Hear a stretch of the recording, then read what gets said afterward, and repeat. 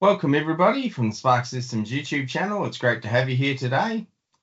Once again, we're having a look at our urban parking system repository that we've designed, developed and built in Enterprise Architect. And we keep building up little parts of the model, and it's becoming quite a powerful and really magnificent repository that covers every aspect of the urban parking system, and it's been great to see it develop over the time. The next thing we're going to look at is controlling your workflow, and I'm joined by Stephen Maguire. So welcome, Stephen. Great to have you here today, and interested to hear about how you can manage workflow in Enterprise Architect. Thanks for the introduction, Scott. Always a pleasure to be here. Yes, in an earlier video, we looked at the security system and how you could enable the security system to perform all sorts of productivity gains in the tool, for instance, discussions and reviews and auditing. But one thing that comes up, which is to do with groups rather than users, is controlling workflow. So in a repository, it's important that there is some governance on the people, the groups that change items. And so let's have a little look at some structural models here. And let's look at this component model diagram. So we'll open that up, and you can see there that it's a component diagram. Now, if you're a business person, don't be scared by this. We could do this on a business diagram as well, on a process diagram or a org chart or all sorts of things. So what it's about, this is being able to set the status in a controlled way. Now, if you look at over in the project browser, you'll see that we have a number of properties there. And they're grouped on the properties window and the element panel. They're grouped here by general, component, and project there.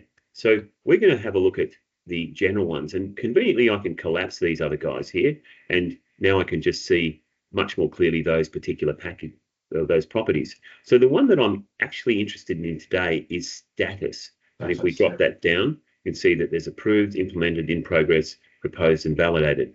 Now, these come as reference data with the tool, but the tool doesn't confine you to those values. We can go over to the settings window here, and on the reference data panel, we've got model types there. We can go into general types, and we've got a number of things: people, general types, indicators, maintenance, and things. Let's go to general types, and that's just popped up on another monitor. Let me just drag that onto this monitor, and you can see here that we have a number of types in the left-hand side. We've got status, we've got constraints, difficulty, priority, and all those values can be set. Now, they get set as part of the installation of the reference data when you configure the database. But it's always good practice to go and review them. They're very cleverly set up by by the product owners. But there are situations where you will want to change them. Say, look, let's change something and put another value in here. So let's not do that today. We can easily put another item in here just by hitting new there. We could, for example, say that the thing has been tested. So I'm not going to go into that in detail, but you can change the colors that these ones have assigned to them. But let's close that for the moment and just accept the ones that we've got. So close that. Having set the security up, Scott, we have access as an administrator, because I'm actually an administrator. If we go into the user window there from the security panel of the settings window, I can see that myself, Stephen Maguire, over in the user groups, I'm an administrator, one of the administrators, yeah. And so, I might set myself up as a solution architect as well, and I'm going to save that. So I've just given myself some more permissions, and I will close that for the moment.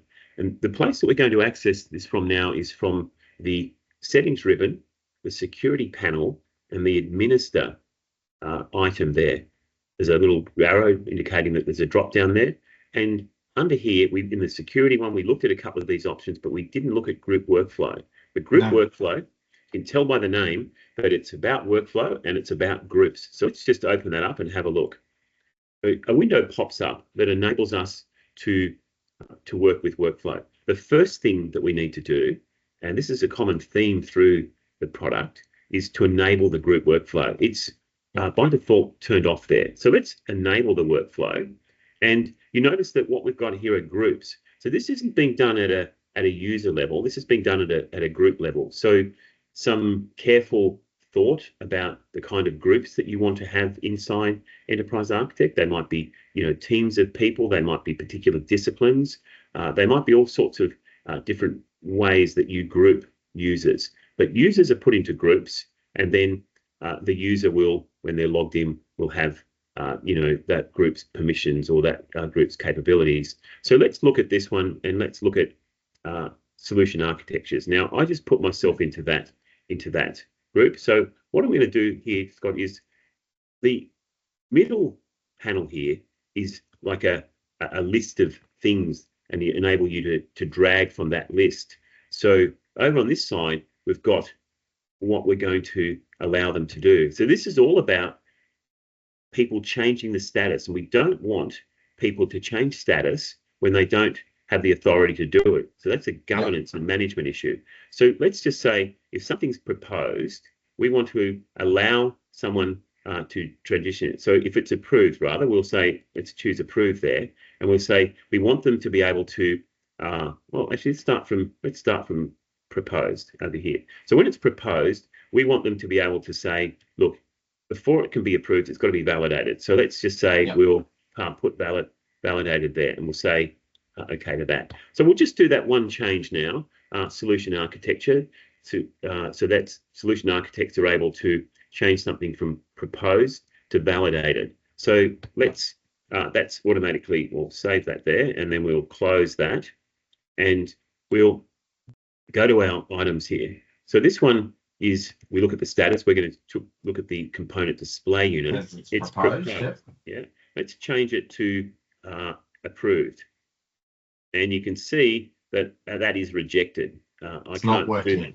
It's not working. It's not allowing you to do it. So quite simple there, but let's say it's validated. And you can see now that it's moved to validated. And that's because that stops junior people in a team from automatically approving items and things like that, which is amazing. It is, Scott. It ups the ante on governance, and with a repository like this, it's incredibly important corporate information, right? So you're modeling things that could determine the destiny of the organization and its livelihood. So it's important to be able to control that. We don't want to say that display unit is ready to be worked on. So I guess the thing is that it's validated now, and we haven't yet approved it, and I can't approve that. So who could approve it? Well, let's just see that an enterprise architect. Let's say that an enterprise architect has got some governing, governance over that ability to do that, or a project manager. We'll choose an architect, and let's have a look who in our model is an architect here. So we'll go into our users, and we'll have a look here at, well, let's actually go to our groups window, because that's going to give us a better idea. So who is actually an enterprise architect? We can see over here that the users is Jenny Kitabashi. Yeah, so she is a enterprise architect. So let's look at that. We'll leave that window open because it's kind of useful for us. The users window doesn't help us that much, because from the group window we can see the group and also the members of that group. So now let's go back to our administer panel here, and let's go to the group workflow, and let's choose enterprise architects now, and let's say, well, we want to go from validated to approved. So we select validated over there, and then we drag approved over to this transitions to, and again we save that. So we've got kind of two different groups involved in the transition from proposed. It's the solution architect who can go from proposed to validated, and then it's the enterprise architect that can go from validated to approved. So let's close that, and let's just go into that diagram again, and remember myself, I can't change that status from, well, actually, what did we change it from? It was approved. No, it was validated. So I can't change that to approve there. It doesn't let me do it. So let's log in as another user, and we can simply do that from the top right hand of the application there. Log in as another user, or over here in the security panel for my account, and I can say, log in as another user. Either way, this window pops up, and I'm going to get Jenny to log in. Tabashi, and she's going to put her password in and log in. So the diagram's there. We haven't set any other security permissions on the diagram. Jenny can access the diagram, and Jenny looks at this here and looks at it and says, I think I want to approve that status. Or she says, look, let's just go to in progress. So we'll just jump straight to in progress. And she can't do that because she doesn't have the permissions to set that status. So let's see what she does. She can say, look, I want to approve it. So it's been approved now, and she can make that change. Now, these other ones here are proposed. We've got some other items there, and she won't be able to change any of those ones from proposed. So that is the workflow in a nutshell. Scott, you can see here that she doesn't have the permissions that I had as an administrator to even set this group workflow. So she can't, bypass the governance and go and say, well, I'll just set my own workflows, because she doesn't have the permission to do that. So it's a very strict, I guess, and very useful governance mechanism to say, look, people with the right authority can change those statuses. And remember, this is all about things moving through. The word workflow there is important, that something's moving through from being a proposed status to a validated one, to an approved one, to an in progress one, and then on to other statuses, giving different groups the ability to be able to go and work on these elements. So thanks, Stephen. Yeah, I think it's really powerful to see how you can control workflow and have better governance over, who does what within the model, and who can change statuses to what statuses. So that control over governance and making sure that only the right people in the right groups are able to change the statuses as specified by your own internal governance policies really gives you a great deal of power and flexibility over how you manage the model elements. So what sort of customers find this most useful, Stephen? Well, Scott, anyone that's, like I said, that's working on models that are important corporate information and going through a kind of a life cycle from, things like in this diagram here, things that are being proposed and then, worked on by different teams. So almost every organization that's doing serious modeling will find this useful.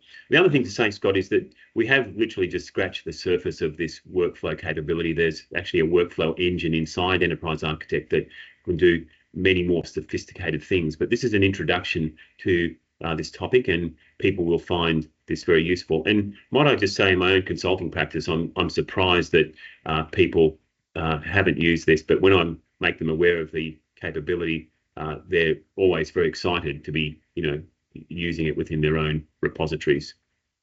I think a lot of people will be excited to see that this is included in the package with Enterprise Architect, and it's a really powerful feature. So thanks, Stephen.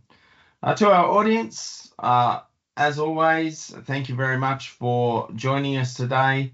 We love having you view our videos, and we love your feedback. We encourage you to like, comment, and subscribe to the Sparx Systems YouTube channel. We always appreciate your feedback. If you want to reach out to Stephen to find out more about some of the security aspects and workflow within Enterprise Architect, Stephen's credentials are listed in the description of the video below. So as always, thanks once again for joining us. It's been fantastic to have you on board. Thanks, Stephen. It's great to see another powerful feature of Enterprise Architect that not many people know about, and so I'm sure a lot of people have learnt from this video. Thanks once again. Always a pleasure, Scott.